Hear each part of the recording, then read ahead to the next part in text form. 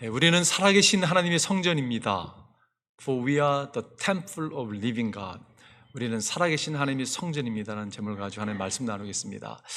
영국에 그 피터 셀러스라고 하는 배우가 있었는데요. 이분이 자서전 같은 이제 책을 쓰시면서 그분이 어떤 표현을 하셨냐면, 영국 배우로 살아가면서 어떤 역을 맡게 되면, 배역을 맡게 되면요, 너무 쏙 빠져든다고 합니다.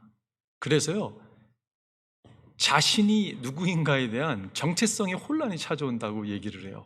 아마 굉장히 프로페셔널한 배우였던 것 같습니다. 너무 감정이입을 하고 어떤 역할을 감당할 때 보면 나중에는 내가 누구인가를 모를 정도로, 하루는 어느 사람이 그 피터에게 이렇게 질문했다고 합니다. Are you Peter Sellers? 라고 질문했대요. 그랬더니 Not today 그러더래요. 오늘은 아니라고. 아마 그 맡은 역할을 아마 이렇게 소화하기 위해서 준비하고 나가는 그런, 아마 그렇게 얘기하지 않았나 생각을 하게 됩니다. 여러분, 우리는 어떻습니까? 우리가 신앙이라는 것을 옷을 입었다 벗었다 하는 그런 자리에 나가는 사람들이 아니죠. 어떤 롤을 맡아서, 배역을 맡아서 퍼포먼을 하는 사람이 신앙인이 아니죠. 우리는 겉과 속이 같은 사람들입니다. 여러분, 명확한 정체성이 없다면 우리는 혼돈 가운데 빠져 살아갈지 모르겠어요. 사도 바울은 지난주 우리에게 여러분은 하나님의 일꾼입니다 라고 말씀을 전했어요. 저는 아닌 것 같은데요 라고 태도를 받았던 고린도 교인들이나 우리에게 주님께서는 당신은 하나님의 화목케 하는 직분을 맡은 하나님의 일꾼입니다라고 선포했습니다. 그 말씀이, 진리가 우리의 마음 가운데 정말 정체성을 세우는데 뿌리를 내리기를 바라요. 오늘 이어서 지금 사도 바울은 우리에게 뭐라고 말씀하고 있냐면, 당신은 살아계신 하나님, 하나님 살아계신 분이시잖아요, 그죠? 살아계신 하나님의 성전입니다. 여러분과 제가 예수 그리스도를 구주로 영접했다면, 그분이 우리 가운데 거하신다면 여러분은 살아계신 하나님, 그분이 여러분 안에 거하는 여러분은 성전입니다라고 오늘 진리를 선포하고 있다는 것이에요. 오늘 하나님의 성전은 우리에게 주시는 도전이 있습니다. 우리가 진정 살아계신 하나님의 성전일진데 거기에 대한 도전을 오늘 세 가지 여러분 나누고 싶어요. 첫 번째는요, 첫 번째 도전은 믿지 않는 사람들과 멍에를 함께 매지 마십시오라고 선포하고 있어요. 여러분, 이게 무슨 말입니까? 믿지 않는 사람들과 멍에를 매지 마십시오. 오늘 본문이 시작하죠. 믿지 않는 사람들과 멍에를 함께 매지 마십시오. 정의와 불의가 어찌 짝하며 빛과 어둠이 어떻게 사귈 수 있겠습니까? 라고 말씀하고 있어요. 이 말은 믿지 않는 사람들과 상종을 하지 말라라는 말씀입니까, 여러분? 이게 무슨 의미가 있습니까? 우리가 14절을 우리가 성경을 볼 때 이렇게 그 한 구절을 보는 것도 중요하지만 앞뒤로 보는 게 참 중요하죠. 13절에 보게 되면요, 너희들의 마음을 넓히게 하라는 사도 바울의 도전이 있었어요. 근데 이 말씀을 꼭 보면 마음을 좁게 하라는 표현처럼 느껴질 수가 있어요, 그죠? 사도 바울이 그동안 했던 말씀과 예수님이 하신 말씀과 이렇게 성경에 이렇게 보게 되면, 여러분, 오늘 말씀은 좀 뭐가 좀 안 맞는 것처럼 느껴질지 모르겠어요. 신학학자들은요, 이건 사도 바울이 갑자기 성경을 쓰다가 이 부분은 다른 사람이 쓴 것 같다라고 표현하기도 합니다. 근데 그렇지 않죠. 이게 일관성 있게 사도 바울이 이야기하고 있는 것을 볼 수가 있어요.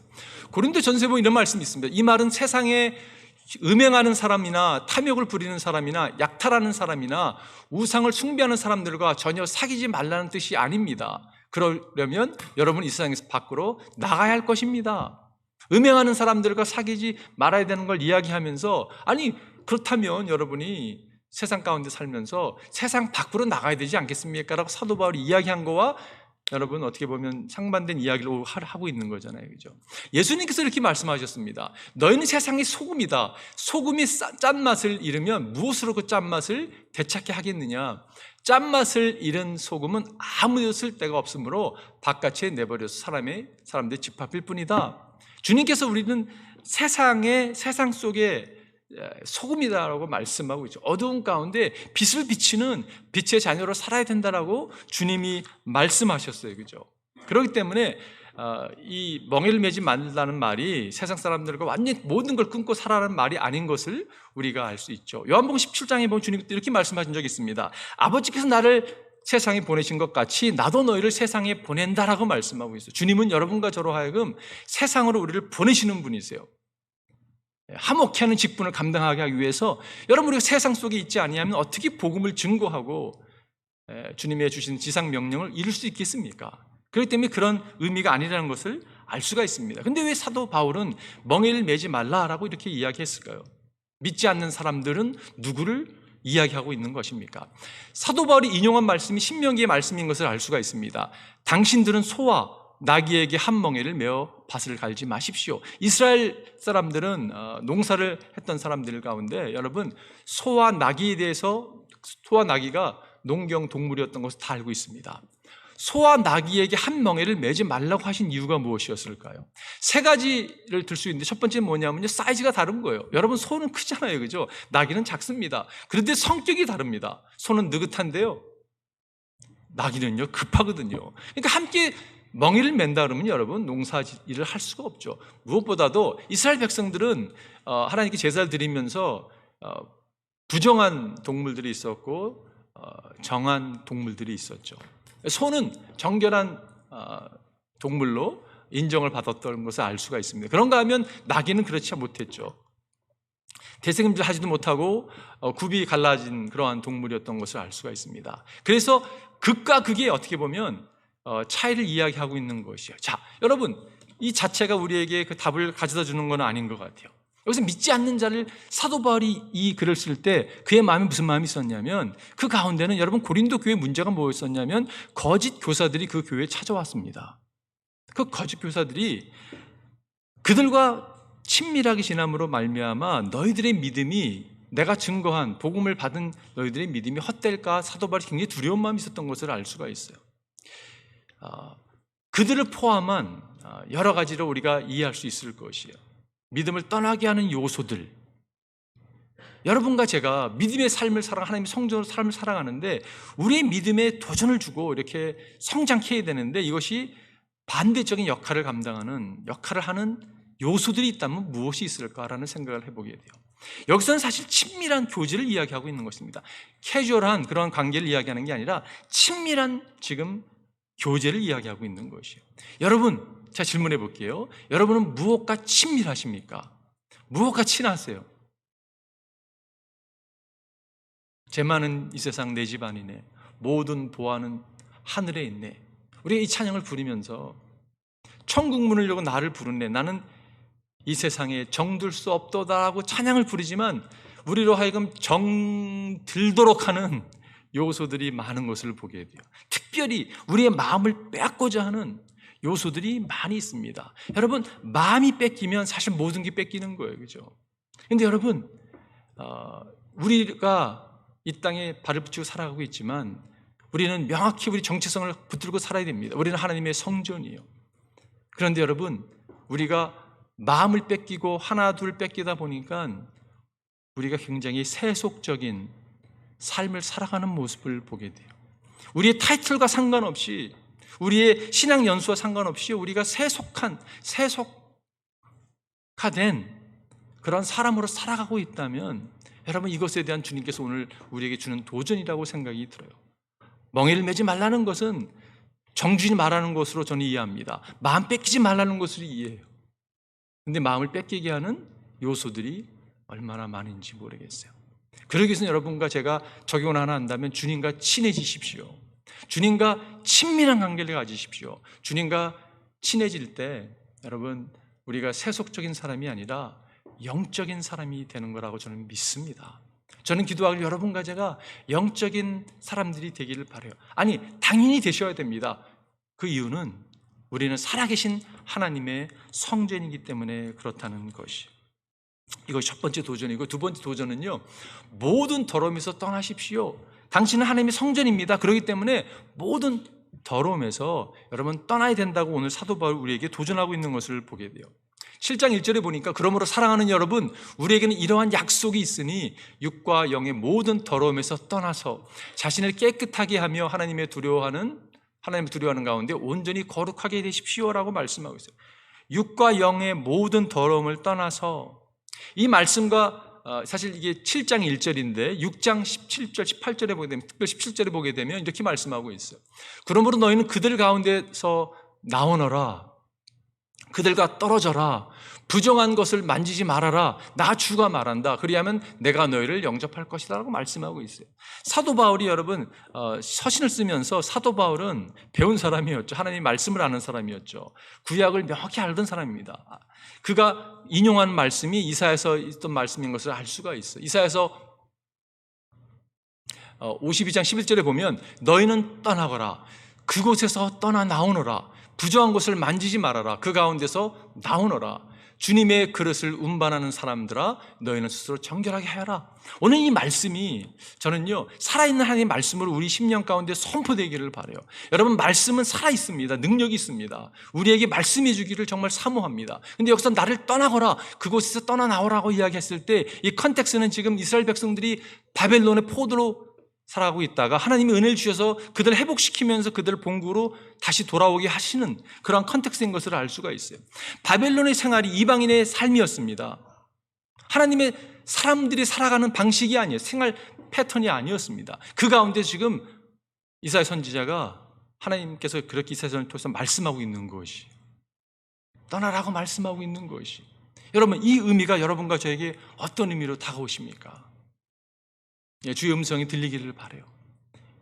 여러분과 저는 하나님의 살아계신 성전이거든요. 하나님께서 우리를 갖다 셋업을 하셨습니다. 거룩하라고 명하셨어요. 우리는 하나님의 백성이라고 말씀하셨어요. 구별됐다고 말씀하고 있어요. 우리는 성별된 삶이라고 주님이 말씀했다는 것이. 여러분 신앙을 갖는다는 것이 얼마나 감사한지 모르겠어요. 우리가 잘나서 신앙 받은 게 아니잖아요. 그죠? 주님이 은혜를 베푸셔서 우리는 하나님의 자녀가 됐습니다. 살아계신 하나님의 성전이 됐어요. 얼마나 감사합니까? 한 연구조사에 의하면요, 신앙을 갖는 것에 대해서 이야기하면서 신앙이 없는 사람들이 나이가 들어서 죽음을 맞이하게 되면 가장 많이 찾아오는 게 뭐냐면요, 절망이라고 합니다. 여러분, 믿는 사람들은 절망하지 않잖아요. 왜냐하면 예수님이 소망이신데 예수님 붙들고 갈 수 있잖아요. 그죠? 혹시 여러분과 제가 나이가 들면서 절망이 자주 찾아온다면 자신을 책각해 봐야 된다고 생각이 들어요. 내가 혹시 세속에 빠져 있는 사람인가 아니면 진정한 하나님의 자녀인가? 신앙이 없으면 여러분 절망한다는 것이에요. 그런데 또한 종교적인 사람들 신앙이 있는 게 아니라 그냥 무늬만 신앙이 있는 거예요. 종교적인 사람들은요 죄책감이 이렇게 많다고 합니다. 죽음을 맞이하면서 여러분 죄책감을 산다는 것이에요. 하나님 주신 죄책감이 있을 수가 있거든요. 그거는 회개하고 나오면 되죠. 근데 그냥 종교적인 모습으로 죄책감으로 살아가는 사람이 대부분이라는 것이에요. 근데 제가 말씀드리고 싶은 것은 신앙인은 어떤 모습이 있는가? 여러분 신앙인은요 소망이 있고요 죄에서 자유함을 누린 사람들이거든요. 이 삶이 얼마나 복된 삶입니까 여러분? 이 삶이 어떤 삶이냐면 주님께서 성별한 삶이라는 것이에요. 하나님의 자녀로서 살아가는 것이에요. 여러분 송정윤 선교사님 아세요? 권사님이신데 선교사님으로 선교 사명을 감당하신 분인데 이분이 1914년에 하와이로 픽처 브라이드로 신부 사진 신부로 오신 분이세요. 그래서 결혼을 해요. 1914년에. 그래서 사시다가 1930년 후반에 LA로 오셔서 여기서 사셨던 분이십니다. 이분이 사시면서 한국의 전쟁이라는 모습을 보고 너무 마음 아파하셨고 전쟁이 끝난 1954년에 한국을 방문하시고 돌아오셔서 가족에게 폭탄 선언을 하셨어요. 나는 선교사로 떠난다. 그때 그분의 나이가 60이셨다고 합니다. 어머니 제정신 아니라고 참으시라고 어머니 하지 않아도 다른 사람이 다 한다고. 근데 다 물리치시고 한국으로 떠나서 하남 지역에 고아들을 전쟁 고아들을 섬기면서 93세까지 평생을 사셨던 분이세요. 그분의 아드님이 여기 모노레일 파크에 여러분 알프레드 송이라는 분이신데 이 모노레일 파크에서 첫 정치 아주 얼리열에 이분이 시의원으로 이 모노레일 파크 시의원으로 그분이 시작하셨고 상원의원을 4차례 했던 분이십니다. 그분의 또한 딸이 할머니의 삶을 갖다가 소개해 주셨어요. 그래서 그분의 이야기가 이렇게 소개가 됐는데 1000명의 고아 아이들을 갖다가 키웠던 분이세요. 어머니 연세가 많으시니까 이제 LA 오시라고 딱 하면서 그분이 평생을 주를 위해 살았습니다. 근데 그분의 삶의 모토가 뭐였냐면요, 나에게 베푸신 은혜가 크기 때문에, 내가 받은 은혜가 크기 때문에, 나를 셋업할 시키신, 나를 거룩해 하신 하나님의 은혜가 귀하기 때문에 여러분 그 삶을 주님께 들었던 것을 알 수가 있어요. 이게 다르다는 거예요. 하나님의 사람들은 여러분 이게 다릅니다. 우리는 하나님의 자녀입니다. 우리는 살아계신 하나님의 성전인 것을 알게 돼요. 7장 1절로 다시 돌아가게 되면 자신을 깨끗하게 하매라는 표현이, 이것을 영어로 보게 되면 Let us purify ourselves라고 하는 우리에게는 한국말로 표현하고 있는데, 여러분 이거는 1인칭 복수형인 것을 알 수가 있어요. Let us purify 우리를 정결케 해달라는 그러한 말씀인 것을 보게 돼요. 제가 이 말씀 묵상하면서 은혜를 받았어요. 왜냐하면요, 우리는 교회라는 것은 공동 운명체를 지닌 공동체구나. 여러분과 저는 한 배를 탄 사람들입니다. 그리고 여러분 교회가 얼마나 귀하다는 생각을 묵상하면서 하게 됐어요. 여러분 교회가 얼마나 귀합니까? 여러분과 제가 교회인데 하나님께서 우리를 갖다 노cal 처치를 불러주셨어요. 한 비전을 주시고 사명을 주시고 그걸 이루시게 하기 위해서 우리를 불러준 것이 얼마나 영광스럽고 감사한지 모르겠어요. 핏값으로 사신 하나님의 교회, 여러분과 저를 주님께서 핏값으로 사셨잖아요, 그죠? 머리가 누구십니까? 예수 그리스도가 머리 되세요. 그분이 통치하시면서 교회를 묶어주신 것이 얼마나 감사한지 모르겠어요. 그러면서 우리가 자신을 깨끗하게 할 수 있는 방법이 뭐냐면, 우리는 자신을 깨끗하게 할 수 있는 능력도 없고 혼자 있으면 넘어질 수밖에 없지만 공동체를 허락해 주셨구나. 여러분, 그렇기 때문에 교회가 얼마나 중요한지 모르겠어요. 서로 돌아봐 사랑과 사랑을 격려하는 것이 얼마나 중요한지 모르겠습니다. 모이기를 패하는 어떤 사람들 습관처럼 하지 않는 것이 얼마나 중요한지 모르겠어요. 모이기를 힘쓰는 여러분과 제가 되기를 바랍니다. 여러분 모여서 기도하고 서로 얼굴을 빛내주는 거예요. 서로 격려해 주는 거예요. 서로 모여가지고 헐뜯고 싸우고 막 이러는 게 아니라 정말 서로를 갖다가 존중해주고 사랑해주고 품어주고 실수를 했어도 안아주고 격려해주고 기도해주고 나가는 그러한 공동체. 지난 주에 교회에서 장례식이 있었는데 제가 장례식을 참여하면서 그런 마음을 제 마음에 주셨어요. 인생이 참 여러분 외로울 수 있는 게 인생이에요, 그죠? 다 죽습니다. 그런데 교회 공동체에 있어서 고인을 보내는 그 성도들을 위로하고 격려해주고 기도해주고 할 수 있는 것은 얼마나 감사한 일입니까? 복된 거잖아요, 그죠? 제가 이런 표현 잘 안 하는데 여러분에게 오늘 믿음으로 선포하고 싶어요. 여러분, 교회를 사랑하십시오. 교회를 사랑하는 여러분과 제가 되기를 바랍니다. 정말 교회를 존중히 여기는 거예요. 정말 교회가 귀하다고 여기고요. 정말 교회를 사랑하고 교회를 위해서 헌신하는 여러분과 제가 되기를 바랍니다. 세 번째는요, 하나님을 두려워하는 가운데 온전히 거룩함을 추구하십시오. 여러분과 제가 하나님을 두려워하는 가운데, 경외하는 가운데 온전히 거룩함을 추구하는 자리에 나아가기를 바라요. 오늘 7절 1절에 보면 그러므로 사랑하는 여러분, 우리에게 이러한 약속이 있습니다. 여기서 약속을 이야기하고 있는데 여러분 이 약속은 무슨 약속입니까? 약속이 있으니 육과 영의 모든 더러움을 떠나서 자신을 깨끗하게 하며 하나님을 두려워하는 가운데 온전히 거룩하게 됩시다. 여기서 이러한 약속이 있기 때문에 여러분 그러므로라는 것을 여태까지 이야기한 것을 갖다가 지금 백업해 주는 거예요, 그죠? 그러므로 하나님의 약속이 있기 때문에 거룩하게 됩시다라고 이야기하고 있는 거예요, 그죠? 근데 그 약속이 무엇입니까? 약속이 18절 바로 전절에 나오죠. 이렇게 이야기, 그리하여 나는 너희의 아버지가 되고 너희는 내 자녀가 될 것이다. 나 전능한 주가 말한다. 너무 감격스럽지 않습니까, 여러분? 약속이 뭐냐면 하나님이 우리를 자녀 삼으신다는 것이에요. 여러분 이것처럼 가슴 벅찬 복음이 어디 있습니까? 우리는 죄인이고 영원히 형벌받 가운데 죽을 수밖에 없는 저주받을 수밖에 없는 자들이었는데 주님께서 우리를 자녀 삼아 주신다고 말씀하고 있는 거잖아요, 그죠? 우리 가운데 찾아와 주셔서 당신의 전을 만드시겠다는 그러한 약속이에요. 요한복음 3장 16절 모르는 분 없으시잖아요. 하나님 세상을 이처럼 사랑하사 우리를 사랑해 주셨어요. 독생자를 주셨으니 사랑하셔서 독생자 예수를 주셨습니다. 이는 저를 믿는 자마다 멸망치 않게 하지 않고 영생을 얻게 하랍니다. 하나님의 영생을 허락하시는 자녀로서 여러분 거듭나게 해주신 은혜, 이것이 너무 감사한 것이, 우리가 주일 예배 때 모일 때마다 주의 이름을 높이는 이유가 여기 있습니다. 주님 당신이 행하셨습니다. 은혜로 우리가 구원받았습니다. 이것이 너무 감사합니다. 감격스럽습니다. 그렇기 때문에 주님 부족하지만 주님 사랑하고 싶어요. 사랑에 반응하고 싶어요. 이렇게 여러분과 제가 반응하고 나가는 거잖아요, 그죠? 우리가 자녀로서 이제 숨쉬는 이유는 딱 한 가지입니다. 우리 아버지를 기쁘게 해드리기 위한 것. 그래서 사도 바울이 고백했어요. 그러므로 여러분 먹든지 마시든지 무엇을 하든지 모든 것 하나님 영광을 위해 하십시오. 우리 하나님 자녀 아닙니까? 은혜 받은 자 아닙니까? 구속받은 자 아닙니까? 이제 그 감격을 가지고 하나님의 영광을 위해서 들어진 인생 됩시다라고 이야기하고 있는 거라는 거죠. 오늘 다시 1절로 돌아가게 보면 이런 말씀입니다. 하나님을 두려워하는 가운데, 여기서 두려워한다는 단어가 헬라어로 포보스라는 단어예요. 포보스. 신약에 47번 등장하는 단어인데 여러분 이 뜻을 제가 묵상하다 은혜를 받았어요. 이 뜻이 어떤 뜻이냐면요, 도저히 이해할 수 없는 기적 같은 사건에 직면했을 때 느끼는 놀라움, 즉 경외심을 나타내는 단어예요. 다시 뜻을 읽어볼게요. 도저히 이해할 수 없는 기적 같은 사건에 직면했을 때 느끼는 놀라움, 즉 경외심이라는 것이에요. 그럼 제 생각에 무슨 일이 들었냐면 여러 가지 놀라움을 금치 못할 기적 같은 일들이 많이 일어나잖아요, 그죠? 근데 제 삶 가운데 하나님 어떤 일이 일어났는가?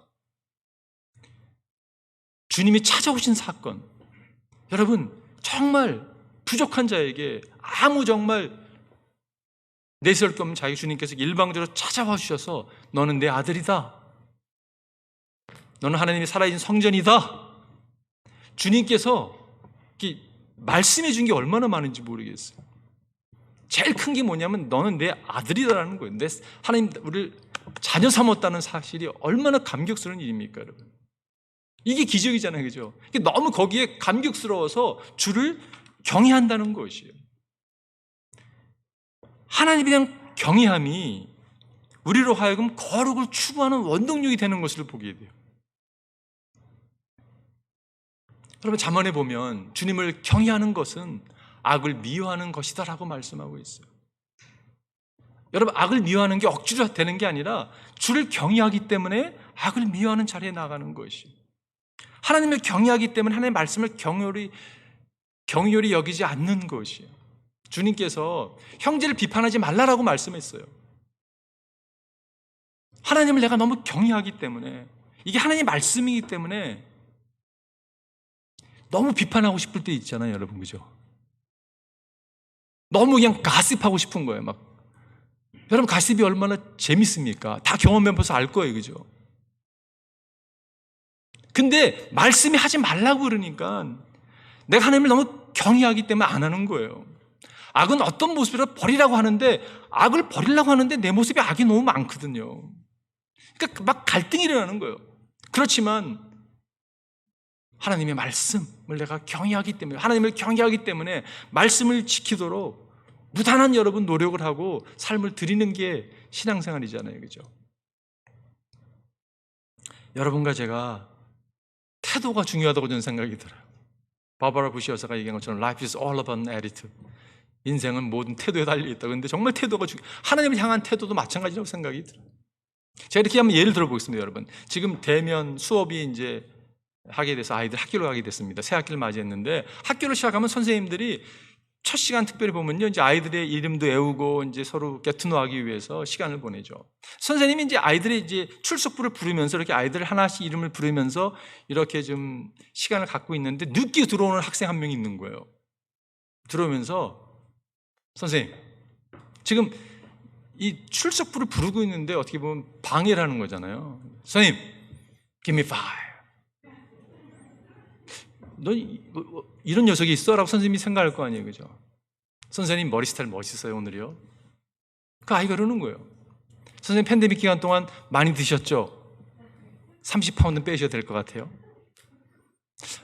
아이가 그렇게 얘기하면 아무리 미국 학교라 하더라도 이런 녀석이 어디 있어? 그 태도는 옳은 태도가 아니죠, 여러분.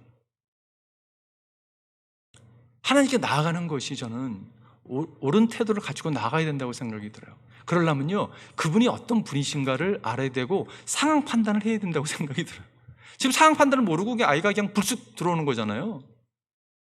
하나님을 모르기 때문에 우리가 엉뚱한 태도로 하나님께 나아가는 모습이 있다고 생각이 들어요. 여러분, 하나님께서 우리에게 이름을 주셨습니다. 성경에 나오는 이름이, 하나님 이름이 많은 거 아세요, 여러분? 굉장히 많습니다. 왜 수많은 이름을 우리에게 주셨을까? 여러분, 제가 몇몇 이름만 여러분 읽어드릴게요. 엘로힘이라는 이름이죠. 저호바, 엘로이, 엘셰다이, 엘올람, 수많은 이름들이 있습니다.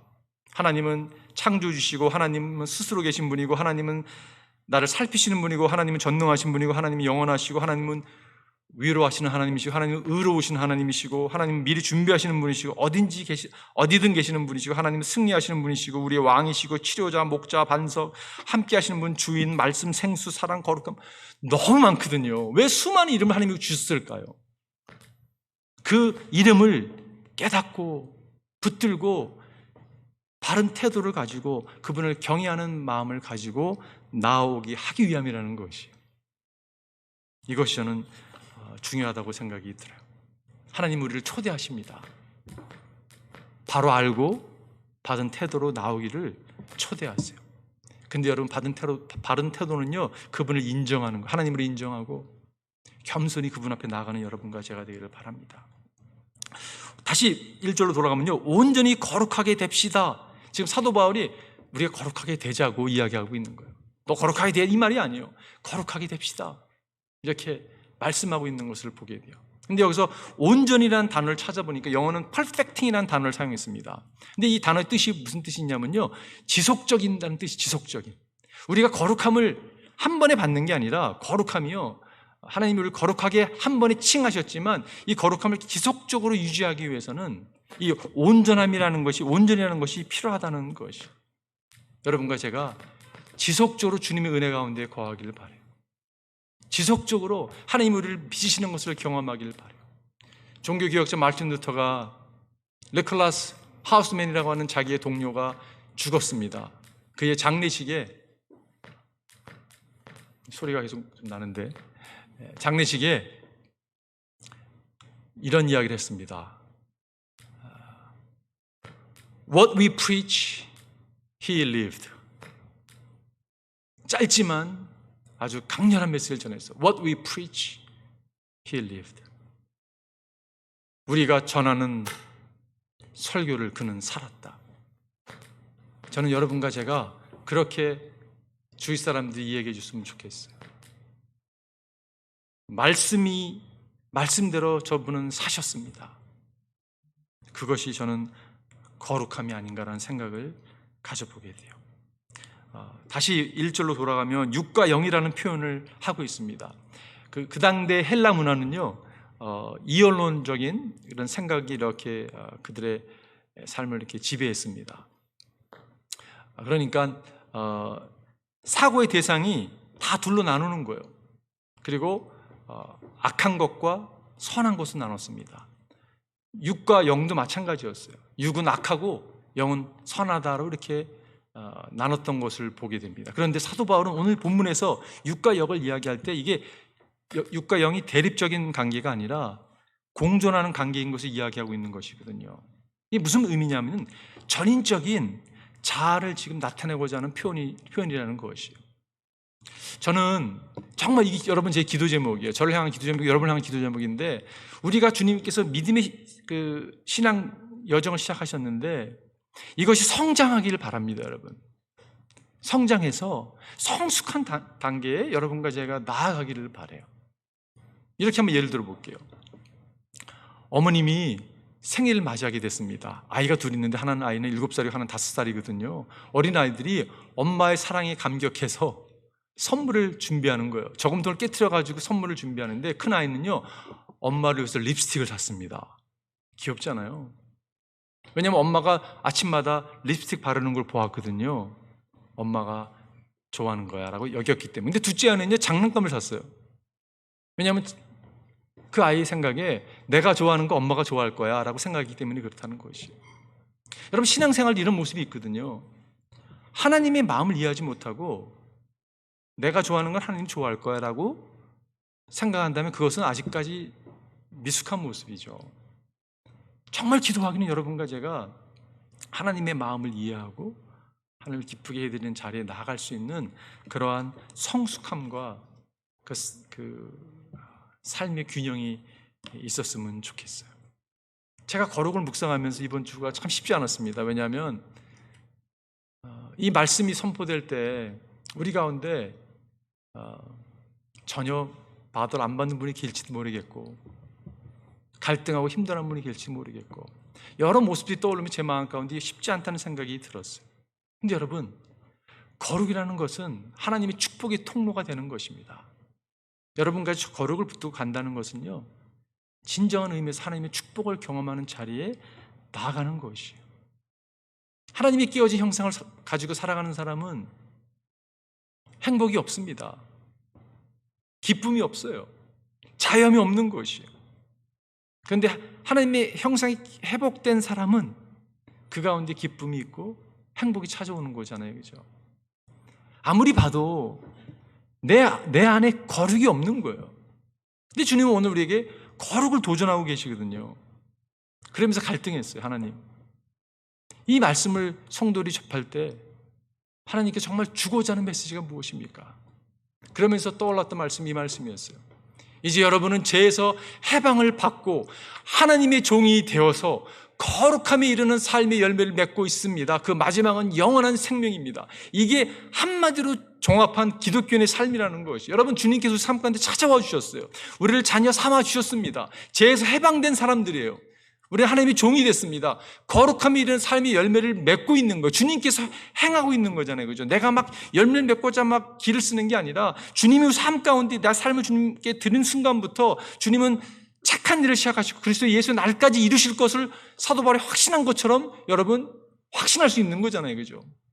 이게 얼마나 감사한가 생각을 해보았어요. 그러면서 적용을 한다면 거룩하신 주님을 바라보는 거예요. 여러분과 제가 해야 될 일은요, 거룩하신 주님을 바라보는 것이에요. 우리는 거룩하지 않습니다. 그러나 거룩하신 그분을 바라볼 때 그 거룩함의 능력이 우리 가운데 역사한다는 것이에요. 저는 여러분과 제가 거룩한 주님의 종들이 됐으면 좋겠어요. 저 사람은 설교한 대로 살았어. 저 사람은 말씀대로 삶을 살아가고 있어. 그래서 하나님의 사람이야. 하나님의 살아계신 성전이야 라고 선포되는 그러한 인생이 되기를 바라요. 제가 결론 내리면서 아프리카 대륙을 방문했던 서양 사람들이요, 아이들이 이렇게 보니까 공기놀이 같은 걸 하고 있는데 반짝반짝하는 거예요. 공기가 돌인데 보니까 다이아몬드 원석을 갖고 놀더래요. 그 하나에 여러분 팔면 한 100만 불 될 수 있거든요. 서양 사람들이 사탕을 주면서 나랑 바꿀래 그랬더니 애들이 감사합니다 막 절을 몇 번 하면서까지 바꿔서 가더래요. 그 아이는 여러분 그 돌의 가치를 모르기 때문에 그렇게 반응하는 거겠죠. 여러분, 우리에게 가장 소중한 것이 무엇입니까? 여러분, 가장 가치 있게 여기는 것이 무엇입니까? 기도하는 여러분과 제가 예수 그리스도가 가장 소중한 분이십니다. 이렇게 고백하는 여러분과 제가 되기를 바라요. 우리 삶을 보니까 아닌 것 같을 때가 있어요. 정말 예수님이야? 그런데 내 삶이 이것밖에 안 돼? 라고 보일 때가 있어요. 여러분과 제가 기도하기를 내 삶의 가장 가치는 예수 그리스도입니다 고백했으면 좋겠어요. 예수님께서 마태복음 7장 6절에 보니까 거룩한 것을 개에게 주지 말며 너희 진주를 돼지 앞에 던지지 말라고 말씀하고 있어요. 진주 가운데 진주는요, 성령님이세요. 놀라운 사실은 그 성령 하나님이 여러분과 제 안에 거주하십니다. 성령님이 우리 안에 거주하게 하기 위해서 주님은 희생하셨어요. 다 주셨어요. 복받은 사람이잖아요. 그죠? 이것을 존귀 여기는 하나님의 종들 되기를 다시 한번 주님의 축원드립니다. 우리 한번 기도하겠습니다.